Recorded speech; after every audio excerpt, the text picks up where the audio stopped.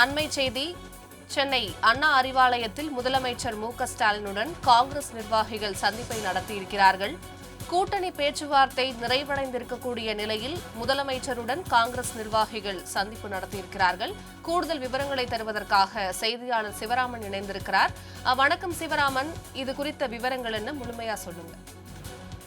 வணக்கம். திமுக மற்றும் காங்கிரஸ் இடையேயான அந்த கூட்டணி ஒப்பந்தம் தற்பொழுது ஒரு வழியாக கையொப்பமாயிருக்கிறது. இதன் மூலம் நீண்ட நாட்கள் நீடித்து வந்த இந்த திமுக மற்றும் காங்கிரஸ் இடையேயான பனிப்போர் ஒரு வழியாக முடிவுக்கு வந்திருக்கிறது. தமிழக காங்கிரஸ் மேலிட பொறுப்பாளர் கிறிஸ் ஜோடங்கர், அதே போன்று செல்வ பெருந்தகை உள்ளிட்ட குழுவினர் அண்ணா அறிவாலயம் வந்திருந்தனர். அவர்கள் திமுக தலைவர் மு.க.ஸ்டாலின் அவர்களை சந்தித்து தற்பொழுது இந்த ஒப்பந்தமானது கையொப்பமாயிருப்பது குறிப்பிடத்தக்கது. இந்த நிலையில் திமுக சார்பில் ராஜ்யசபா தேர்தலில் போட்டியிடக்கூடிய வேட்பாளர்கள் 2 பேர் அறிவிக்கப்பட்டிருக்கிறார்கள். திருச்சி சிவா மற்றும் கான்ஸ்டன்டைன் ரவீந்திரன் உள்ளிட்ட இருவரும் போட்டியிடுவார்கள் என்று தற்பொழுது அதிகாரப்பூர்வமாக திமுக தலைமை அறிவித்திருக்கிறது. நாளை திருச்சி சிவா மற்றும் கான்ஸ்டன்டைன் ரவீந்திரன் உள்ளிட்ட இருவரும் தங்களுடைய வேட்புமனுக்களை தாக்கல் செய்ய இருக்கிறார்கள். அதே போன்று தேமுதிக சார்பில் எல்.கே. சுதீஷ் அவர்கள் தன்னுடைய மனுவை தாக்கல் செய்கிறார். காங்கிரஸ் கட்சி சார்பில் போட்டியிடக்கூடிய வேட்பாளர் இன்று இரவோ அல்லது நாளை காலையோ வெளியாகும் என்றும் எதிர்பார்க்கப்படுகிறது. நாளையே 4 பேரும் தாக்கல் செய்து விடுவார்கள்.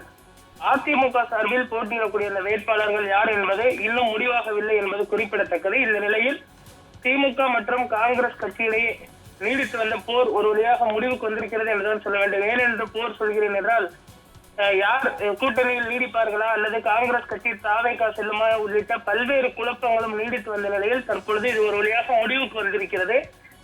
காங்கிரஸ் கட்சியில் அந்த தலைவர்கள் சென்னை விமான நிலையத்திற்கு மதியம் 3 மணிக்கு வந்துவிட்ட நிலையில் 6 மணி வரை விமான நிலையத்திலேயே இருந்தது குறிப்பிடத்தக்கது. அதற்கு பின்பு டி நகரில் இருக்கக்கூடிய நட்சத்திர விடுதிக்கு வந்து அங்கு தங்கியிருந்து ஆலோசனை மேற்கொண்டதற்கு பின்பு தற்பொழுது இந்த கையொப்பமானது ஆகியிருக்கிறது. இந்த திமுக காங்கிரஸ் கூட்டணி வெற்றிகரமாக முடிந்ததற்கு பின்னால் மத்திய நிதித்துறை முன்னாள் அமைச்சர் ப. சிதம்பரம் அவர்கள் தான் காரணம்.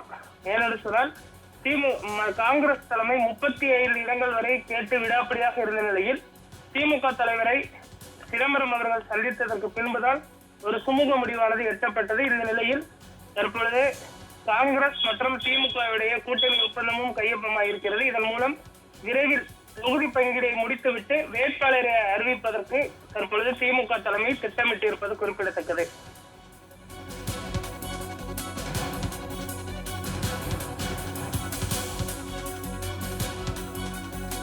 மிக நீண்ட இழுபறிக்கு பிறகு திமுக காங்கிரஸ் கூட்டணி சட்டமன்ற தேர்தலில் உறுதியாகி இருக்கிறது. இது தொடர்பான அண்மை செய்தியை பார்த்தோம். கூடுதல் விவரங்களை வழங்கியமைக்காக நன்றி சிவராமன்.